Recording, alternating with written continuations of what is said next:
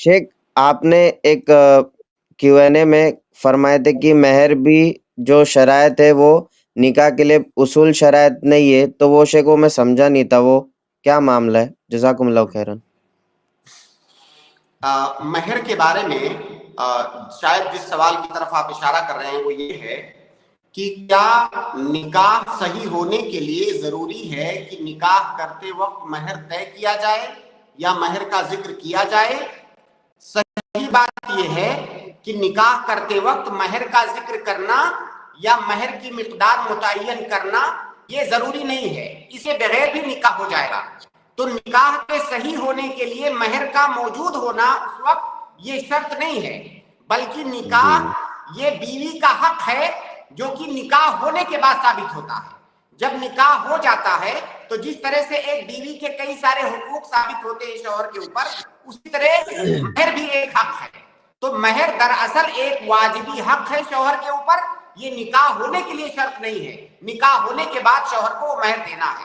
اگر مہر طے ہے شادی کے وقت اتنا مہر تو اتنا مہر دینا ہے، اور اگر مہر طے نہیں کیا گیا ہے تو مہر مثل دینا ہے۔ مہر مثل کا مطلب کہ اس جیسی عورتوں کو اس سماج اور معاشرے میں کتنا مہر عام طور سے دیا جاتا ہے اتنا دیا جائے گا، اور اس کا ذکر قرآن کے اندر بھی ہے۔ یہ جو مسئلہ ہے یہ کوئی اجتہادی مسئلہ نہیں ہے، اس کا ذکر قرآن میں صراحت کے ساتھ ہے۔ قرآن کو کیا آئے تھے شیخ؟ ایک سیکنڈ،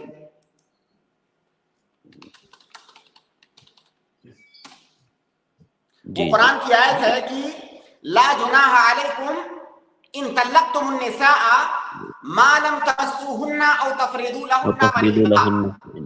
جی، آیت کا مطلب یہ ہے کہ اگر کوئی آدمی اپنی بیوی سے ملنے سے پہلے یا اس کا مہر متعین کرنے سے پہلے طلاق دے دیتا ہے تو کوئی حرج نہیں ہے۔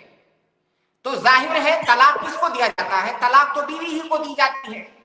تو جب طلاق دی جا رہی ہے اس کا مطلب وہ بیوی بن چکی ہے، جبکہ ابھی مہر متعین نہیں ہوئی ہے۔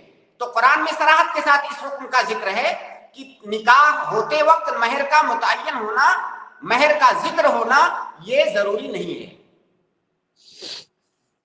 جی شیخ، تو تین ہی بیسک اصول ہے نا نکاح کی شرائط کے لیے، جیسے ایجاب و قبول، 2 گواہ اور لڑکی اور اس کے ولی کا راضی ہونا، یہی 3 ہے نا شیخ؟ نکاح کے جو شرائط ہیں اس کا ذکر ہم بہت تفصیل سے کر چکے ہیں۔ نکاح کے لیے جو شرائط ہیں، پہلی شرط ہے میاں بیوی کی رضامندی، دوسری شرط ہے میاں بیوی کا متعین ہونا، تیسری شرط ہے ولی کا ہونا، ولی کی رضامندی، چوتھی شرط ہے اعلان، نکاح کا اعلان کرنا، یعنی وہ خفیہ طور سے نہیں ہونی چاہیے۔